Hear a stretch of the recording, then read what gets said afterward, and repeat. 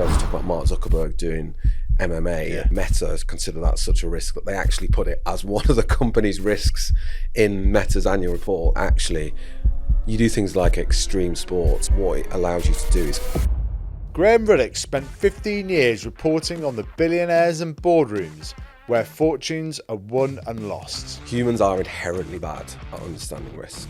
Amazon, Google, Apple, all the tech giants. You see a different sort of risk aversion in the US. It effectively comes across as FOMO. Winning awards while at the world's most respected media organisations. He's no stranger to risk either, starting his own media venture that was acquired by a billionaire. Tell us about the entrepreneur who uses skydiving as a way to relax. What's fascinating about risk is that this is based on research by people far smarter than me. His book, Risk Roulette, is about what risk really is and how we calculate between bold innovation and reckless bets. Cricket, I think, is one of the great examples of innovation over the last 20 to 30 years. If we don't do anything, we're going to die.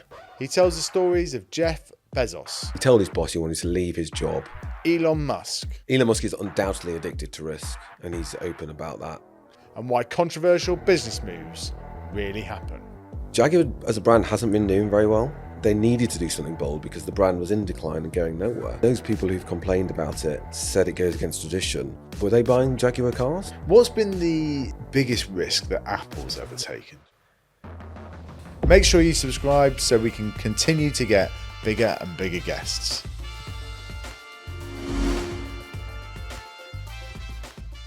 Graham, welcome to Jimmy's Jobs of the Future. Thank you very much, Jimmy. This is the return match because I appeared on your podcast, many moons ago. You were one of the first guests. First guests, well back in the archive. We've probably both improved quite a bit since then. You have just recently written this book, Risk Roulette, which I found a fascinating book, The Surprising Reasons Why Some Businesses Work and Others Fail. And it's like a collection of stories. One of my thoughts at the end of it was that actually, if somebody wants to understand British business over the last 40 years, they could do very well to kind of sit and read this book because there were, I'm pretty target market for it, but there were a lot of things that I actually learned in it as well, so that found really interesting. Why did you decide to kind of write the book? I've never been anyone who really wanted to write a book. I was a big believer in that Christopher Hitchens quote of, there's a good book in every journalist and that's exactly where it should stay. But I felt compelled to write it because this topic kept coming up all the time, risk.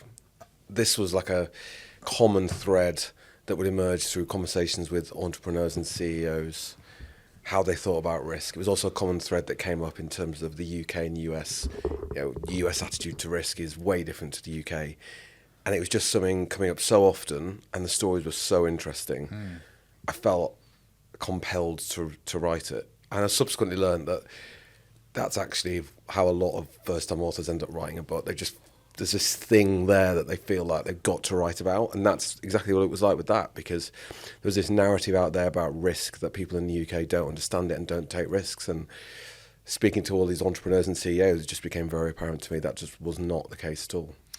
But why do you think the US is seen as more having greater risk appetite than the UK? It's a great question. I think it's got a lot to do with the fact that businesses have succeeded there. So you look at Amazon, Google, Apple, obviously all the tech giants, and touch on this in the book, is that you see a different sort of risk aversion in the US. It effectively comes across as FOMO, but FOMO is a type of risk aversion. It is literally the fear of missing out. It's taking a risk that by not doing something you will miss out. And fund managers in the US are afraid of missing out on the next Apple and Google, so they're much more likely to pile in. And then this creates this virtuous cycle of money and capital and investment that creates more tech businesses. So you see it. I'll give you an example. There's a story in the book about Babylon, the virtual GP business. Very promising business. Ali Parsa, the founder, said he would rather float in the US because they had a better appetite to risk. You're more likely to get back to the startup, and he did indeed raise a lot of money. But then within a couple of years, the business is filing for Chapter 11 bankruptcy, and it all unravels. And you see that story replicated in many different ways. And things, I think, in the US are also more open. So they talk about success and talk about failure more. In the UK, we don't.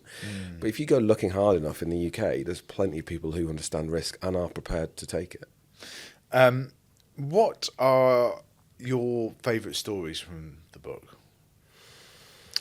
That is a great question. I would pick out Simon Arora of B&M as one story. So one of the things I found fascinating about Simon's story with B&M is his view of risk and being quite risk averse, actually. So he built B&M with his brothers into one of the biggest retail groups in the UK. For those who don't know the story, they bought B&M for about £521,000 when it was 21 shops in northwest England. 20 years later, by the time Simon stood down as CEO, it was worth more than £5 billion. It had a bigger market value than Marks and Spencer's. It's an incredible story of entrepreneurship and building a business out. But what's really interesting talking to Simon is how he was so protective of what he saw as B&M's secret sauce. And he was risk averse in the sense of they never took the business online, they wouldn't advertise. And the reason they wouldn't do that is he was so concerned that by doing that, it would spoil what made B&M what B&M was. So, for example, on advertising, he explains very eloquently when I spoke to him about how, well, advertising costs money. And if that money eats into our margins, and that eating into our margins means we can't charge the prices in shops that we can't. And we would rather have the cheaper prices and then get word of mouth from consumers. And he was so protective over what made B&M B&M that he wouldn't take the risks of online, wouldn't take the risks of advertising. It's just this idea of risk manifests itself in many different ways in how people think about it. Two of the bits of the Simon story that stuck with me, where it's sort of counterintuitive thinking, is that he takes over a business, as you say, for 520,000. Like, so often we kind of like lionize the entrepreneur in the back bedroom, in the garage, kind of doing this. And it's like, yes, that's true, and that happens a lot, but actually there are different ways of doing it as well. Also, the fact, and I hadn't realised this until I'd read the book, that he doesn't want to own it for generations and generations, actually. Like, it's a lot of the family are involved. He saw his family involved with business and doesn't want to kind of run it in that way. Also, the fact his father died when he was young as well, which is often like a factor that comes up. Like, I've had Simon Squibb and John Caldwell sit in that chair over the last couple of weeks, and both of their dads died when they were young, and I just think it's a really kind of common factor. Yeah, and I think he said before, you can either go two ways. You can either think that you can't control anything in life, or you try and control everything. And with him, it manifested into what he describes as a healthy paranoia, wanting to be in control and thinking about risk in the way that he would think about it. Yeah, someone like Simon Arora doesn't have kind of that higher name recognition across the UK at all, right? No. It's not a household name. And these people don't seek it. Yeah. It's really interesting. We put together at Business Leader a list of the top people who built businesses in the UK in terms of more than £1 billion, and more than half the people on that list have barely ever done an interview, have got no media profile. Yeah. It's not accidental. Not accidental, I think, for two reasons. One, they're very concerned about any backlash they would get for themselves and also for their family. The family is a big one. They don't want their family to get caught up in this web. But secondly, and linked to what we're talking about, they do think about it in terms of risk. Yes, one of the things I really dig into in the book is thinking about upsides and downsides. And for them, they look at that equation. It's like, what's the upside of doing any media, really? It's like one nice headline. What's the downside? Well, actually, the downside actually is that it could unravel the whole business, as the Gerald Ratner story in the book indicates. Like, if you say something controversial about your business that gets picked up in a certain way, you could potentially unravel your entire business. So it's not accidental that they keep a low profile. Tell us the Ratner story, because it's fascinating. Of course, I used to be at the Institute of Directors as well, so that annual conference brings back a lot of memories. But also, do you think that could happen in the same way now that it became a kind of mainstream sort of story and so on? Explain to us what happened. It's a great question. So for those who don't know the story, basically, Gerald Ratner gave an interview in the early 1990s at the Institute of Directors Summit, and he said that the jewelry that the company was selling was crap. He made it as a joke, and he meant it as a positive spin on what the company was doing, because it was cheap and good value for money. But it wasn't taken that way. And the next day, he was on the front pages of The Sun, the Daily Mirror, and the story spiraled from there. What's interesting about the story, talking to him now, is actually there was a lot of other things going on. So this was the early 1990s. The company had a lot of debt, and it was potentially heading for trouble. It was the largest jewelry brand in the UK, certainly I think even beyond the UK at that time. I think even globally it was right up there. And it had done incredibly well, but it had issues. And so he looks back now and thinks this was just part of a wider problem. Could it happen today? I think absolutely it could.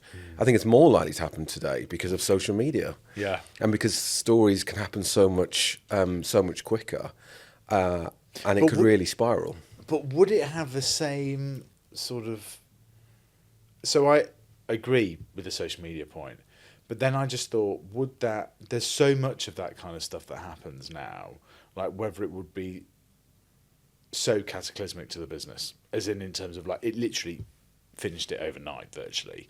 Like, would something like that, it would definitely have the potential to have that. I sometimes think of some of the stories that get written about various entrepreneurs at the moment in the press and so on. Like, they aren't quite as long lasting now because there's just so much noise out there. One sort of current example I would guess is Tesla. Yeah. And Elon Musk. And you look at Elon Musk's standing and what that has done to Tesla sales. You got people driving around in Tesla cars saying, I bought this car before Elon went mad. Yeah. And I think it can only happen in a consumer brand because it has to get people with affecting spending decisions. It can only happen where a certain individual is really tightly associated with the business. And then I think it can only really happen in a sort of semi-luxury business where part of the appeal is the brand, and the pricing of the brand is linked to quality, but also in jewelry, it's also about the perception of quality. And I think all those things came together with that story. So I do think it could happen again, but it would have to be in this very certain sector. But I think what did happen that day at the IOD with that speech really has affected CEOs to this day. Yeah. I mean, the Ratner moment is still a phrase that's, doing a Ratner is still a phrase that's used, and CEOs are petrified of something like that happening. Yeah, that is true. And it comes back to one of my main theses, which business as a result is getting a little bit more boring. And alongside this now, you've seen this huge kind of growth of the professional communications industry, and it just means that a lot of the sort of personalities gets chiseled from people a little bit, which for people like us that want to write stories about business people is not so good. Can you tell us about the entrepreneur who uses skydiving as a way to relax? Welcome to the engine room here at Jimmy's Jobs of the Future. Now, you may well know that we are powered by Octopus Energy here, but I have now taken a delivery of an electric vehicle from Octopus Energy, which not many people realise that they do, but it's been amazing, it's been transformational, it's so quiet, it's so easy to charge. I've been quite impressed by it, and I'm going to be telling you a lot more about it in the upcoming weeks. But if you want to find out the latest deals that they've got on Octopus vehicles, but also heat pumps and solar panels and all these amazing new products that they're doing, you can check out the link below or email jimmy@octopus.energy. You know, we're huge fans of them here. We interviewed Greg Jackson for our 200th episode and about the 11,000 jobs they've created in the UK. So it's definitely worth checking out. Back to the episodes. Quite a lot of them do. So this is Clara Melia, who talk about in the book, who runs a business called Equatory, which does investor relations basically. And I met Clara at dinner, and then she came on the podcast, and I was just fascinated by this point about skydiving, because it was part of a broader story, which was the way she thought about it, and it was that actually, it's not that risky at all. And then when I was talking to her about something her husband did, he did a different type of skydiving, and she was like, I'd never do that because it's far too risky. But it was part of this sort of calculation in her mind, and you see it in other entrepreneurs, about how risky something actually is, may not actually be that risky. So she knows the numbers off. I can't remember the exact numbers, but she knows the numbers off the top of her head about what the risk of a parachute not opening is, and then what the risk of a second parachute not opening is, because she will always dive with 2 parachutes. And in her mind, it was just a tiny risk, and the upside of skydiving and enjoying it was so much higher. And I think in that chapter in the book, I also talk about Mark Zuckerberg doing MMA, and Meta consider that such a risk that they actually put it as one of the company's risks in Meta's annual report, that this founder and CEO does extreme sports that could cause a risk to his health, but they don't see it that way. And it's interesting, as an aside, one of the reasons they don't see it that way is how valuable they see that time to switch off. This is something that actually Oliver Burkeman talks about as well in his books about time management, that actually you do things like extreme sports or things like that. What it allows you to do is it forces you to switch off from work. And by forcing yourself to switch off from work that way, you become far more productive in the long run. I find that fascinating, like, way of approaching things, but can totally see why it works for people. And there is also an element of kind of addiction to risk, perhaps, in terms of that, and they need it in lots of different aspects of their life. But tell us, you sort of summarize at the end, like, what is risk? Perhaps we should have started with this, really, but like, what are the sort of 3 components that you see it as? So I see an understanding of risk in people manifests across 3 key ways, really. One is understanding the context they're in. Secondly, it's the mindset and what they're trying to achieve. And then thirdly, and an important one, is actually having the information available to you to actually make a decision based on what the upsides and downsides are. What's fascinating about risk is that humans, this is based on research by people far smarter than me, like Daniel Kahneman, humans are inherently bad at understanding risk. We tend to underestimate the long-term benefits and overestimate the short-term risks. And therefore, that means that we can sometimes not take risks that we really should. And so when you look at people who've taken risks, one of the things that immediately stands out is how they think of things over a longer period of time. So if you take someone like Jeff Bezos, there's a story in the book about the decision he made to start Amazon. And he told his boss, he was working in Wall Street at the time, and he told his boss he wanted to leave his job to set up an online retailer. This was like 1994, so the internet was just a figment of most people's imagination at this point.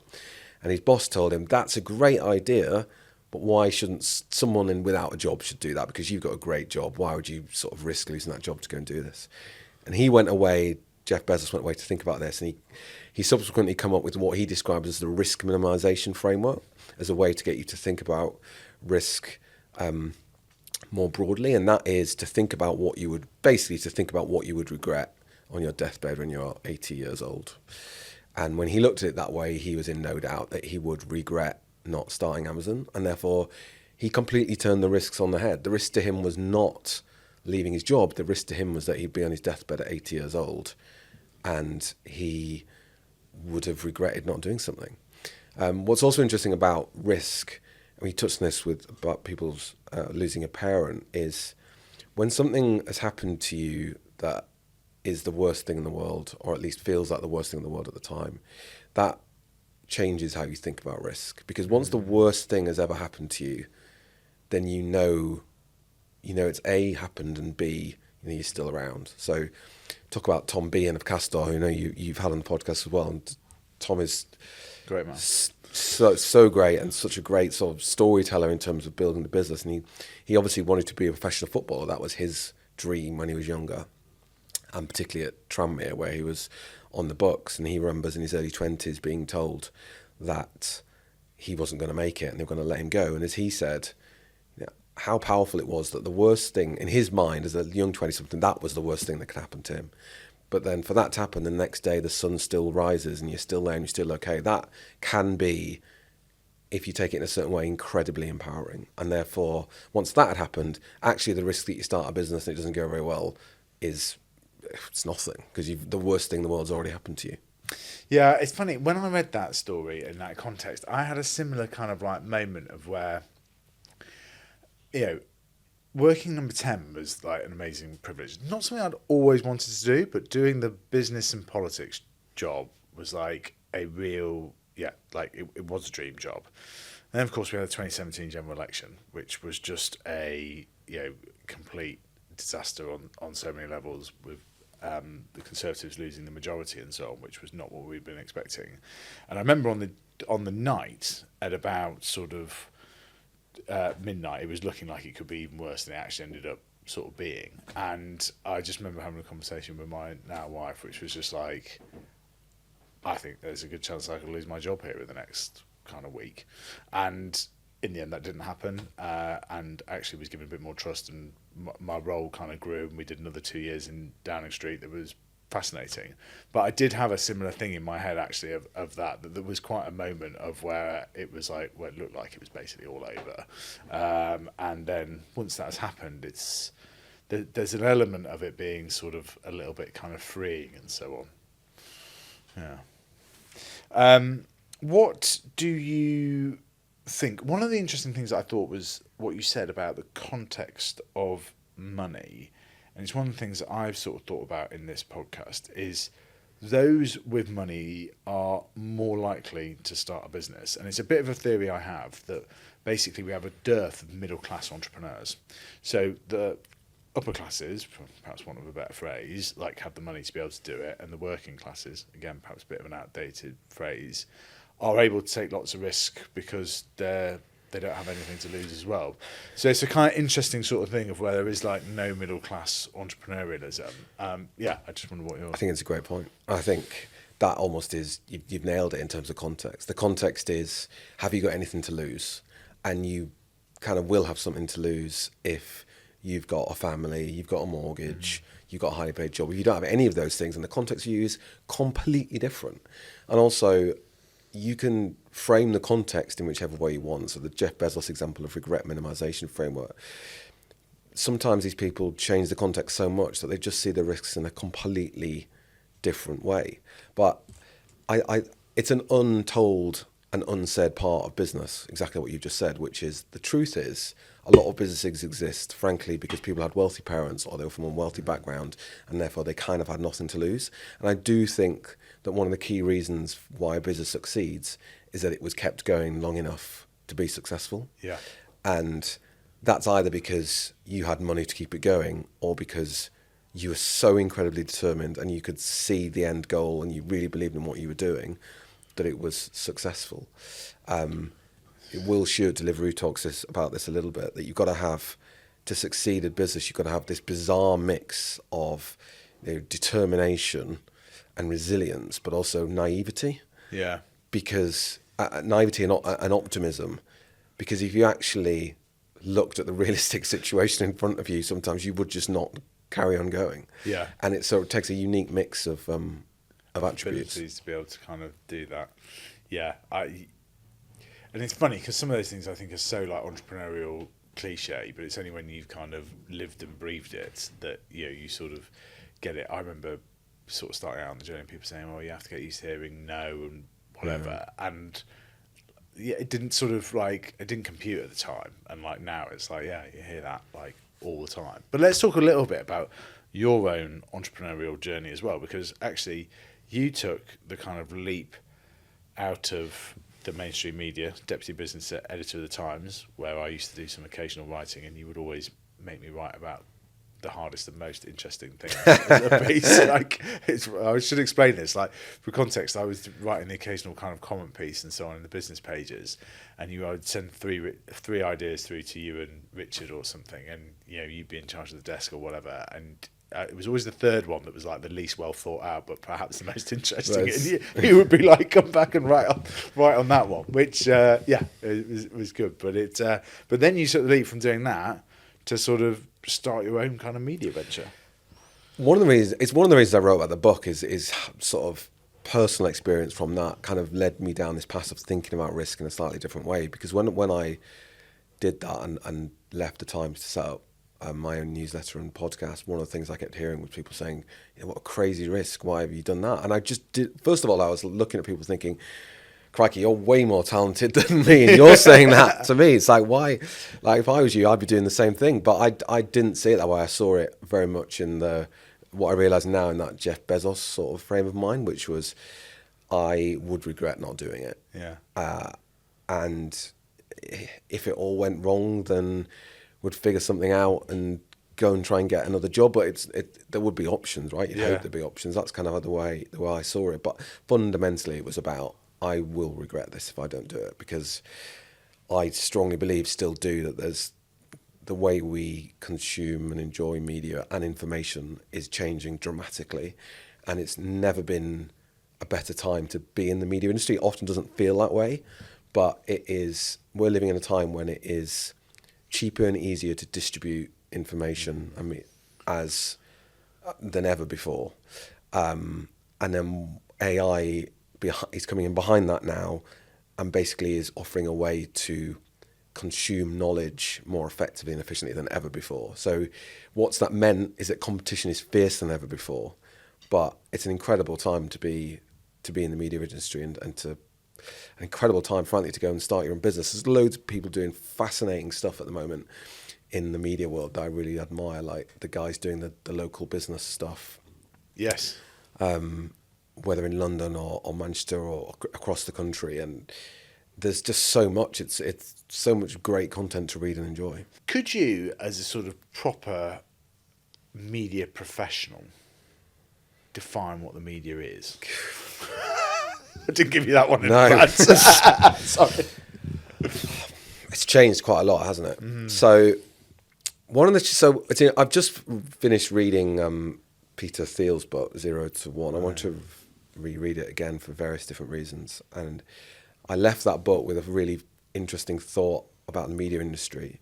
He talks very much about how 0 to 1 is basically all about creating great businesses. And in his mind, a great business is a business that can create a monopoly that's so good it can dominate a market because it can't be copied effectively. And he talks about a great business needing to have great product and great distribution.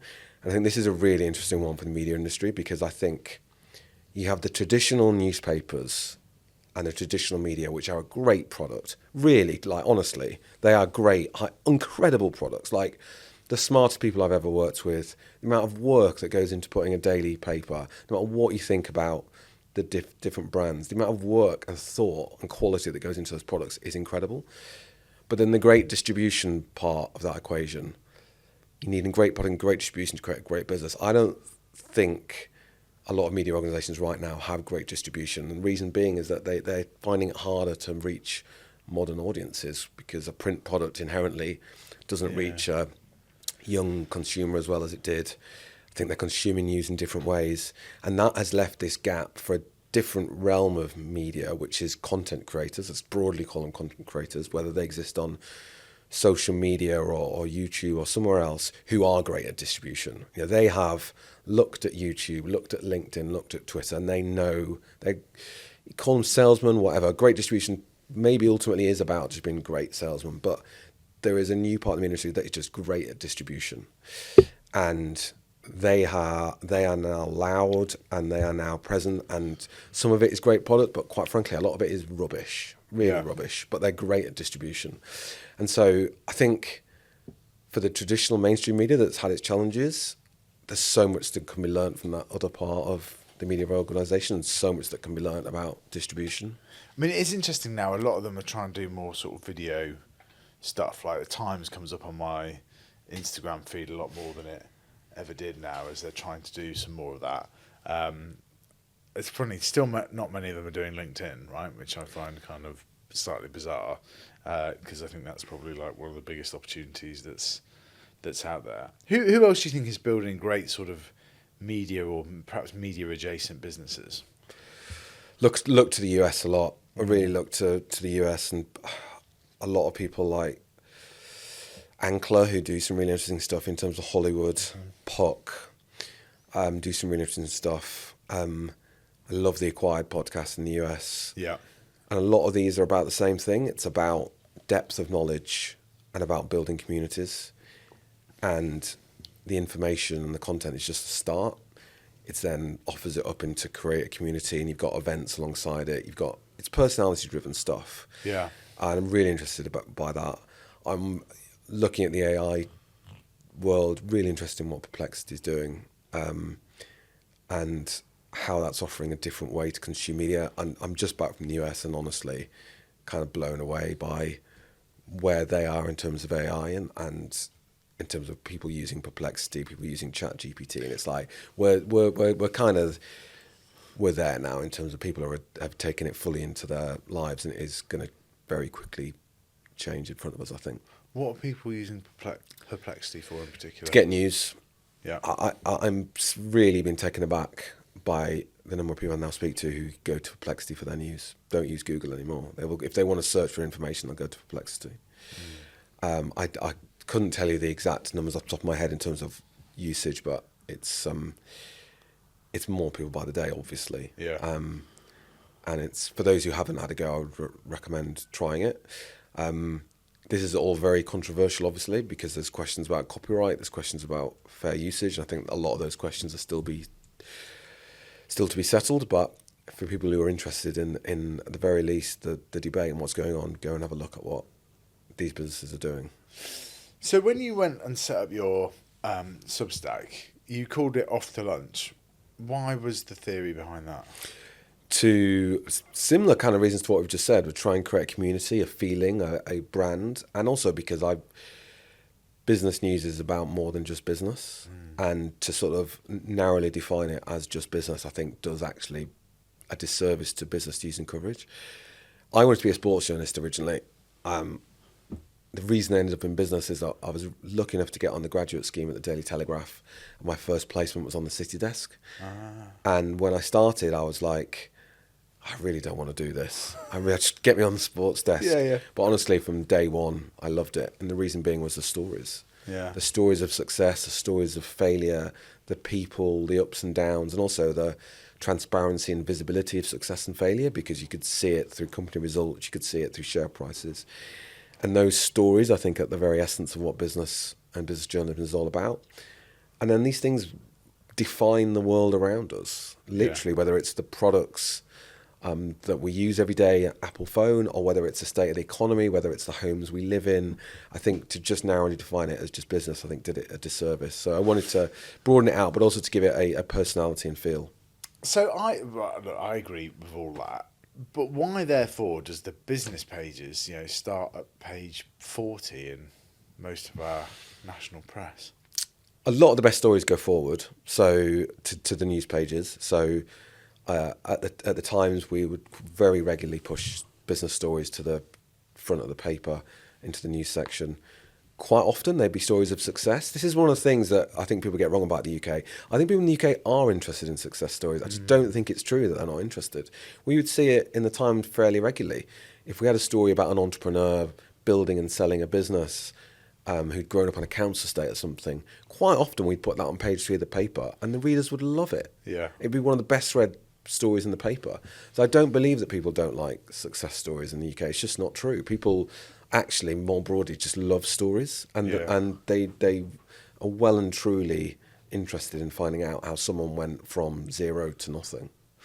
Do you think so we should, for context, talk about this before on the podcast, you ran Off to Lunch for a few years, and then it was acquired by Richard Harpin and Business Leader, etc. What was your sort of reflections on those few years that you did that, in terms of, do you think there's a real market for the UK and Substack media? Yes, still do, massively. I think Substack, when I started, almost saw itself as like a home to columnists, you see what I mean? So this was, I launched the newsletter on Substack in early 2022 it was. And at that stage, it was like seen as a home for columnists and people and to do certain niche products. Now I think it's one of the greatest ever distribution tools that's been created for media businesses. And you will see media businesses, new media businesses, emerge on Substack because of how easy it is to use and how easy it is to distribute your product to lots of different people. You think they've got payment things built into there as well. Since I launched, they've introduced video, audio, a whole different range of things. You basically, anybody tomorrow could launch a full-scale media business on that platform, which is incredible. You don't seem as sure. No, I don't. So my thing on it is that there is an element, a British problem with it potentially, in the sense of the BBC ends up squeezing out a lot of independent creators, and I'll get a load of messages from various BBC people when I say that, sort of getting very fidgety about and kind of worried that I'm saying that, but I feel it. And also that because we don't have a tipping culture in the UK, there isn't as much people used to sort of paying somebody a fiver for their kind of news and whatever. So that's why I wonder whether the UK is going to particularly kind of struggle with it. You have to give people a reason to pay for something. Like, yeah, they can't. I think one of the things I've learned very much over the last few years is a great product is not enough, nowhere near enough. You've got to not just have a distribution channel, but really carefully think about how you're going to distribute and how you're going to connect and engage.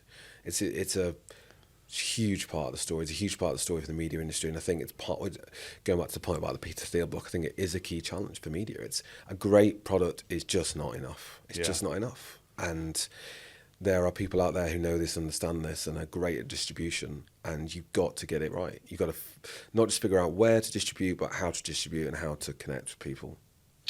I'm hoping that I've got Hamish Mackenzie coming on the podcast, founder of Substack. What should I ask him? What tools they're working on for the future, who they see as their main rivals, because I think that gives you a really interesting insight into how they're thinking as a business, because you've got other newsletter platforms like Beehive and Ghost, which are offering slightly different products, but I'd be interested to know if he thinks like that way or he says something like the BBC. Yeah. I saw an interesting story this week, for example, that in the UK, Substack has now overtaken CNN as a source of information. Okay. Which isn't entirely surprising because CNN's not massive in the UK, but it's just an interesting insight into where it is. But I'd be really interested to know what tools they're looking at developing and whether he's still against the idea of bundling up subscriptions. Yeah. Because obviously there's now hundreds of, in the UK alone, thousands of different media organisations now on Substack. Is there some sort of bundling offer that they could do? But isn't that where you just basically end up back at the newspaper? Yeah. Right? I mean, that's like, because I often used to think about this in terms of like, you were doing it, and if Danny Finkelstein and Henry Winter or whatever all went off and did this, would I sort of buy a collective? And I was like, well, before long, you're basically you end up with a newspaper. Yeah.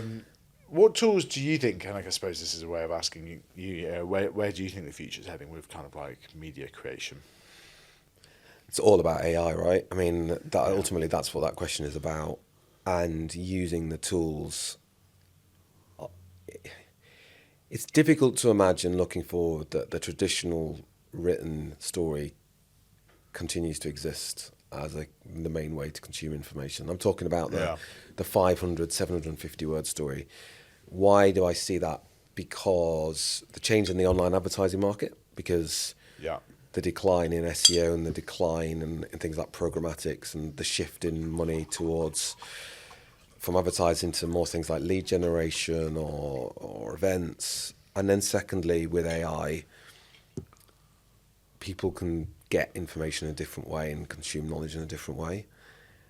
Ultimately, I think AI is going to be great for the media industry because of how much it's going to allow people to move faster. Yeah. Just one example is just take transcription for a start. You used to do a 1 hour sit down interview with someone, and that would take about 3 hours of manual transcription. Yeah. With tools like Sonic and Otter now, you can do that in 10 minutes and then just double check the things as you're going back through it. The other thing is it's going to make people's back catalogue, I think, far more valuable because people are going to be able to get around them much faster. So whether you're using an agent tool or an AI tool to sort of ask questions of a back catalogue and extract information. So I know people like the FT are trialing stuff like this, but it's makes back catalogues and getting information from those back catalogues way more. Because you could go on the FT and be like, give me every story about Babcock or BAE systems. Well, take podcasts. I mean, you could put all your podcasts into a tool, and people could ask it questions and get information from 30 minutes through an episode, and really go back and get the exact value and knowledge they want to extract from those episodes. Yeah. I think it could be really interesting. The challenge is potentially the amount of content. This AI slop idea that a lot of people are talking about, which is there's just going to be so much content because it's so much easier and quicker to produce. Is that how do you rise above that and offer something different? Yeah, I think it's strange that, because you have to be quite critical. I find this with some podcasts now that I've sort of vaguely switched off. I like listening to them, and I haven't even sort of realised. Partly because whenever you're doing when you're listening to a podcast, you're doing something else. But like it's just become like quite.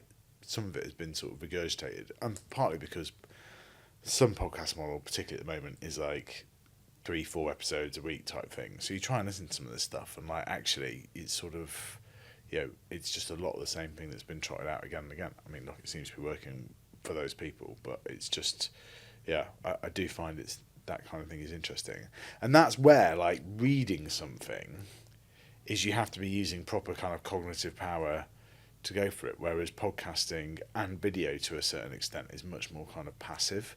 So I think there's something interesting in that. I also think people say things on podcasts that they wouldn't necessarily write down, because again there's that sort of like more friction of like, do I really think this?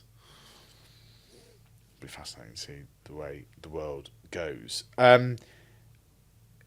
One of the great stories that we haven't talked about in the book was the starting of EasyJet and how British Airways launched a competitor. Can you talk us through that?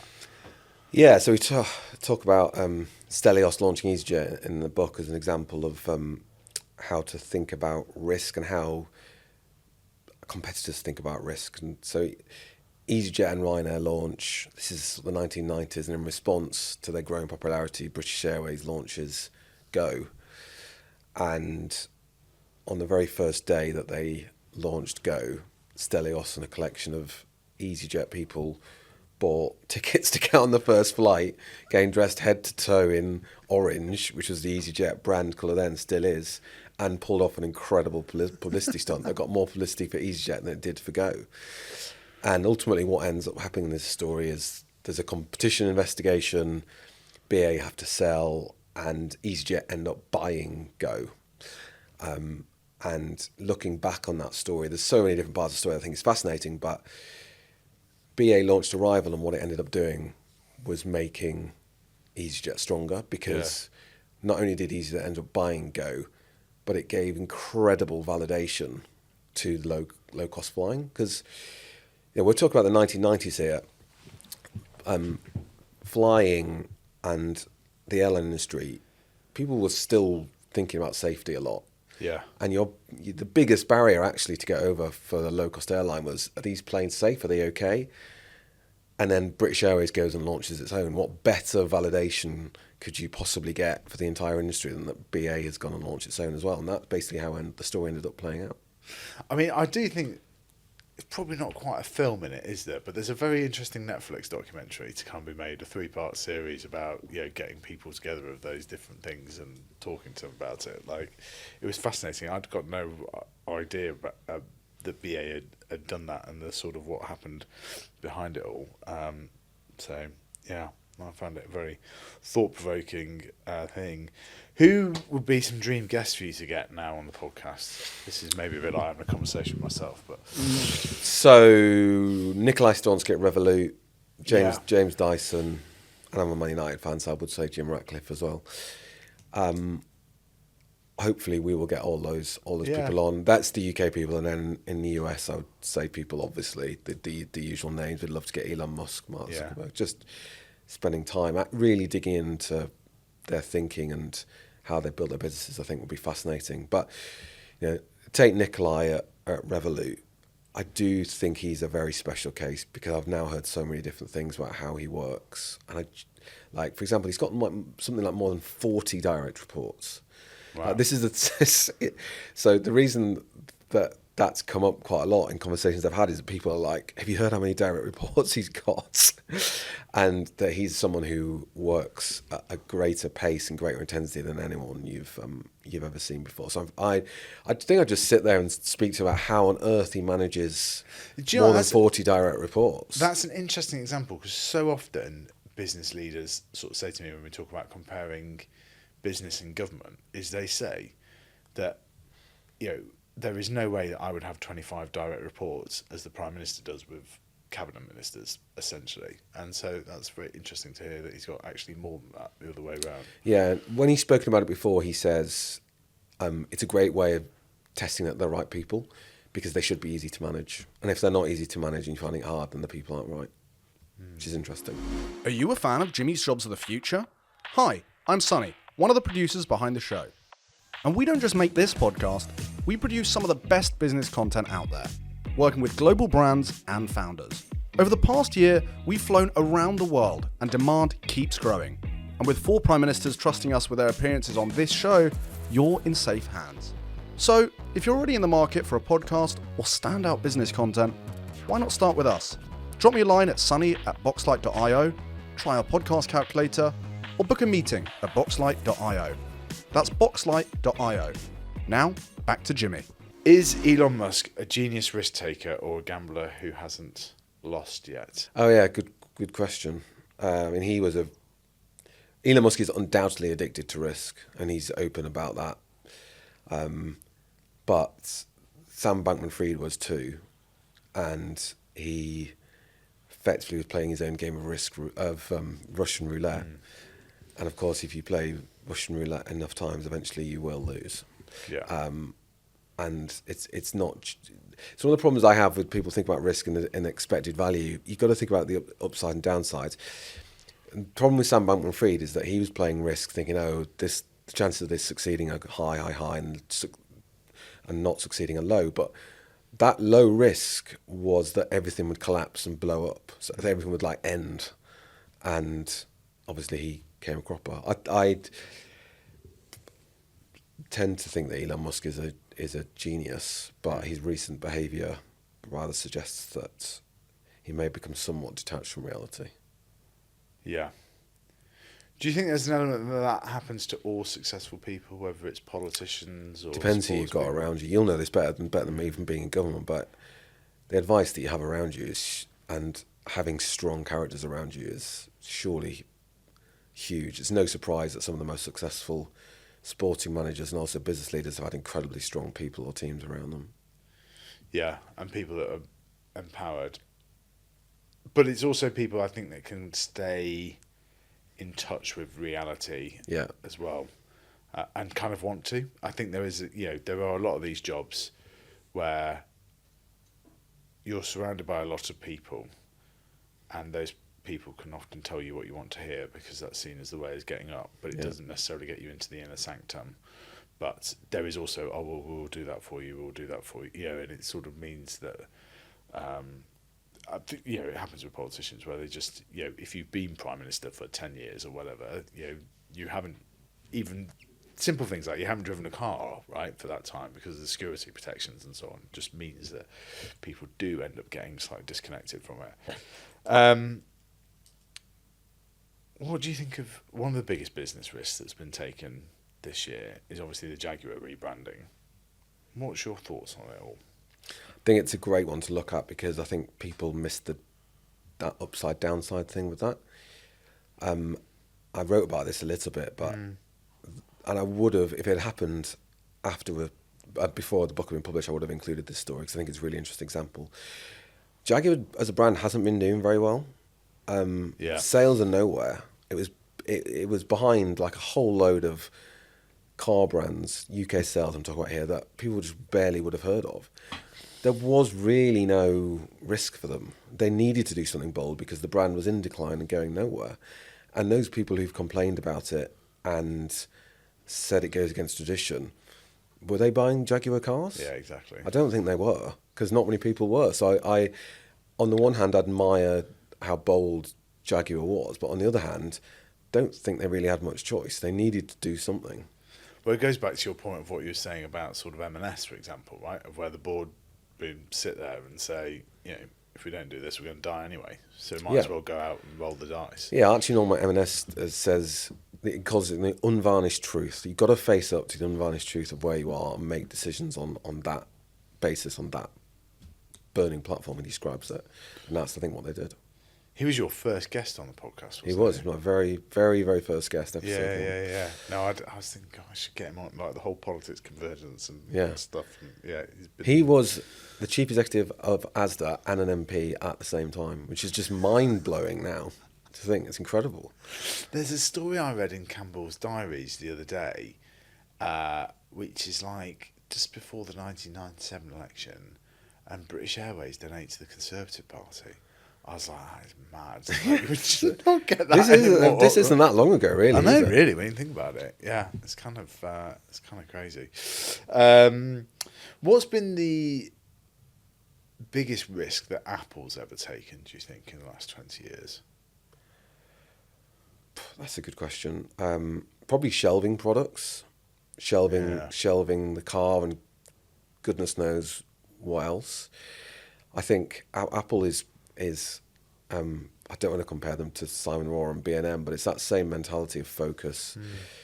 Steve Jobs used to say that simplicity was the ultimate sophistication, and that goes into a lot of how they think about products. You focus on a small number of great products. You don't spread yourself too thinly, but that means having to make some really difficult decisions about what doesn't get developed. And I think saying no and walking away from something like the car, which is also something that Dyson did, is, ultimately they will have waved goodbye to revenues with that.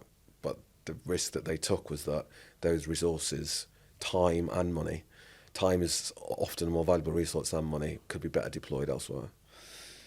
One of my theories is that we may see more business leaders going into politics. We touched on Archie Norman a bit, but do you think we will see that over the next 20 or 30 years? James Timpson's obviously doing it at the moment. Yeah.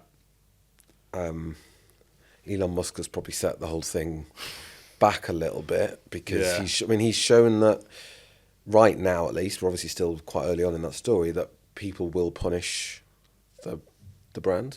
I think a little bit with him, he's maybe made some calculation in his head that actually the downside risk of losing people is worth it because, bear with me on this one, but that a lot of the people not buying Teslas are the climate skeptics who tend to be in America on the right. And therefore, if I reach them by going to the Republicans, do I make them become Tesla buyers, whereby otherwise they wouldn't be? And so the risk of losing customers is worth it because I get this bigger pie over here. I don't think, if that's what he's thinking, I don't think it's going to work, but we'll see. No, but it's I think he's very clearly shown that if it will damage your brand. Yeah. There will be people who don't like it. I just don't think a lot of people have got the time for that. It's interesting. You get so many business leaders got really interesting ideas about politics, really can contribute because they know their customers, they know their market, they know the UK. But I think they just feel they'd really struggle to get stuff done. It's the overwhelming feeling I get. That frustration of getting stuff done would be really hard. Yeah, it would be. It would be. But I do wonder whether, in some ways, I think you're right that Musk has kind of put it back. And then in other ways, I think I can see more entrepreneurs now, a lot of entrepreneurship at scale, resource allocation, and like governments just have, enormous kind of quantities of that. And British entrepreneurs will look to America and think about it. It's interesting. Matt Clifford's also doing, a lot more kind of work, etc. as well. Poppy Gustafsson as well. Yeah, there's a sort of interesting kind of thing. I mean, none of those three are particularly high profile that we've, in the same way that Musk has kind of gone about it. But it is interesting they've done it all. And I do actually praise the Labour government for that as well, of getting those people in, because it's not easy to persuade them. And it is also easier to do that at the start of a new government as well. You talk quite a lot about sports and business in terms of how you want to compare things and so on. What are some of the most interesting sporting business stories that are out there, do you think? One of the reasons I talk about sport quite a lot is that point I made earlier about stories and transparency about success and failure, is that things happen so fast in sport. They happen so fast, you can see who wins, you can see who loses. And it's also constantly innovating. Yeah. You innovate, everyone else copies, it forces you to innovate again. So for businesses, there's so many different things that you can learn. In terms of sport right now, in the book, talk about Ed Smith and the England cricket team, and he gives a really interesting example about innovation. We use that to sort of explain the risks involved in innovation. So to tell the story, innovation in any field is basically about somebody identifying a downside risk in something. So it's someone seeing an upside by realising they're prepared to accept the downside risk of something. So if you take cricket, for example, and the innovation that we talk about is moving Joss Buttler from the middle order of the T20 team to the top of the order. That was considered quite a bold innovation. And the reason is that you should have your big main batters in the cricket team in the middle of the innings so that in theory, they're there to finish off the game. Yeah. But the innovation here was Ed Smith and his team basically saying, actually, don't you want your best players to face as many balls as possible? Yeah. And therefore, shouldn't we put them at the top of the innings? And so the innovation came about because they were prepared to accept the downside risk that he wouldn't be around to finish to get the upside of being there for every ball. And England went on to win the T20 World Cup with that team. And that's an example of an innovation. Another one that we mentioned in the book that Ed Smith was kind of inspired by is Spain playing without a striker. This idea that the Euro 2012 team that went on to win the title played without a striker. They played with a false nine. And the downside risk there was obviously you don't have a striker on the pitch, how are you going to score goals? But they innovated because they could see the upside was actually you can have another midfielder on the team and therefore you can have complete control of the ball and possession. And for those who remember, Spain went on to win that tournament and won the final 4-0. Didn't have any problems scoring goals.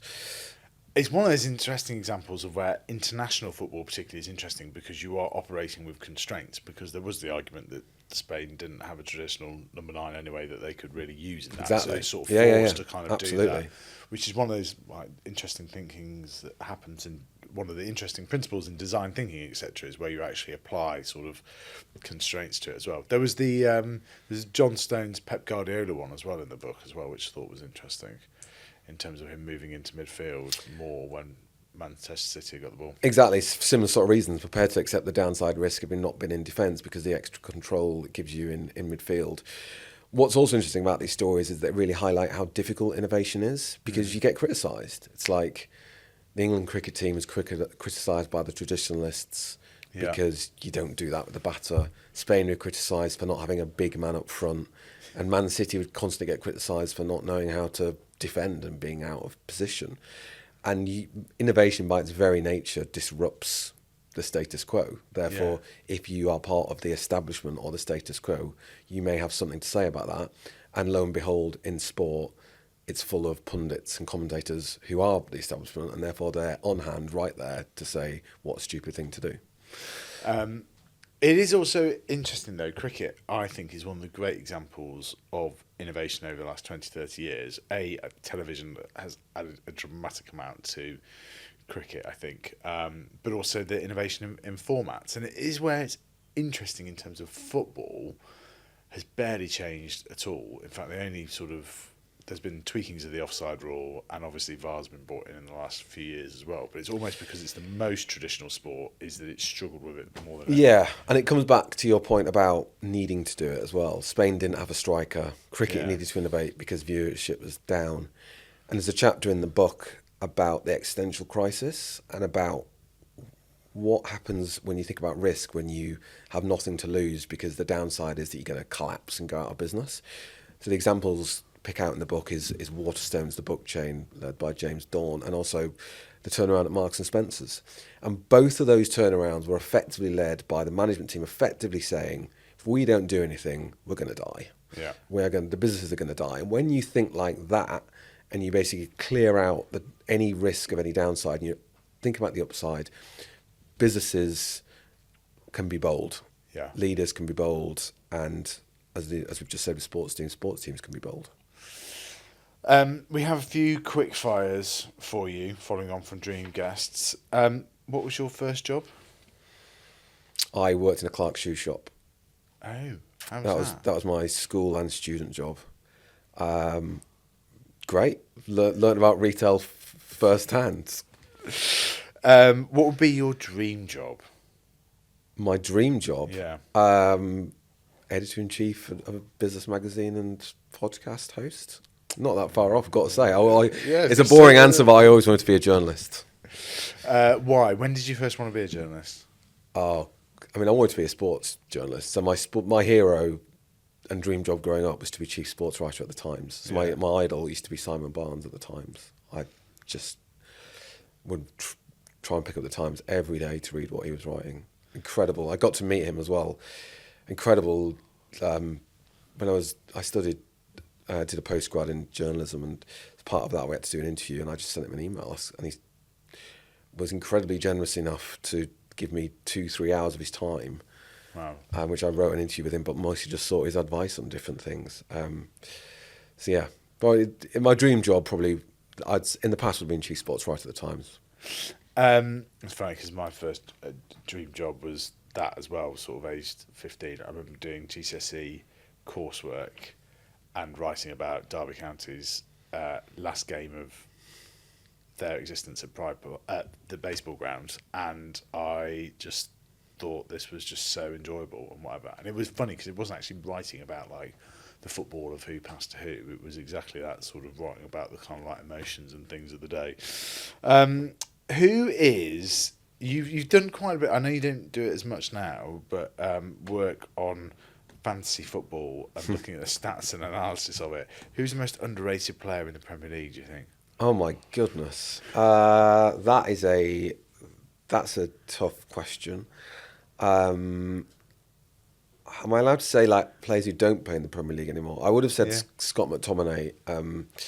Never thought Man United should have sold him, but he's kind of proven his point now by going to Napoli. The other one I'd say is Matheus Cunha at Wolves, who will probably move on from Wolves this summer, but I genuinely think there was a period in the Premier League over the last season where he's been the best player in the league, and I think people might be underestimating how good he is.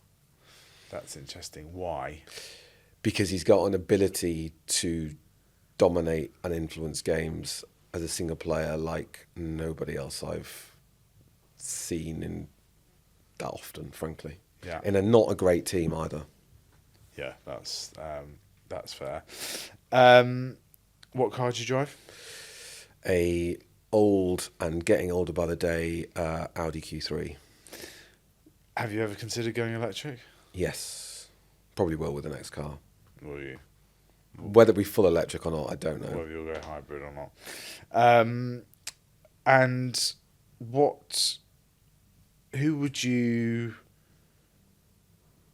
which footballing chairman would you most like to go for dinner with? That's easy. Tony Bloom at Brighton. Very good. I think the way that how they think Brighton is so interesting. I'd just love to sit down and pick his brain for a prolonged period of time.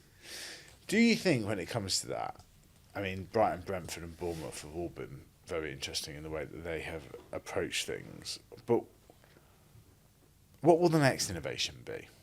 Like, what they will, they won't be leading the pack forever, right? What's somebody doing somewhere now is going to be the future, do you think? Or could be, perhaps? Almost certainly something to do with AI, and what AI could potentially tell you about what the opposition's going to do, I think could be quite interesting. Using AI to identify patterns and plays, and I think from a defensive point of view, teams might start to get in a position where they can figure out, or at least have a good idea about what teams are going to do. I think that'd be quite interesting. Yeah. Is football going to end up being too boring? Is the Premier League still going to be a juggernaut as it is in 2035? Yes. Even with a regulator? Yes. But I mean, I'm a very big American football fan and very big American sports fan, and I think, as much as we wouldn't like to admit it, UK sport has a heck of a lot to learn from the US. Yeah.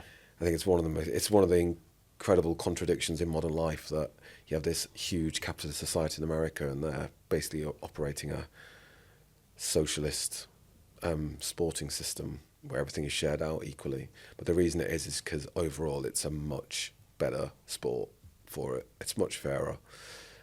Otherwise, you end up with a sport where effectively it's just money against money. I mean, it is staggering to look at the Premier League. You put the Premier League teams in order of how much they spend on wages, and you almost get the exact Premier League table. Yeah. It's pretty frightening. Yeah. So you don't think we'll see another Leicester City again? I think we will, yeah, but I just don't. We saw a Leicester City, but back in the 80s and 70s and 60s, someone new was winning the league. Yeah. Different was winning the league every year. I think we'll see another Leicester City, but we should be seeing Leicester Cities far more regularly than we do. Yeah. Interesting. We should dedicate a whole episode to that at some stage. Graham, thanks so much for coming on Jimmy's Jobs of the Future. It's been fascinating. Thank you very much.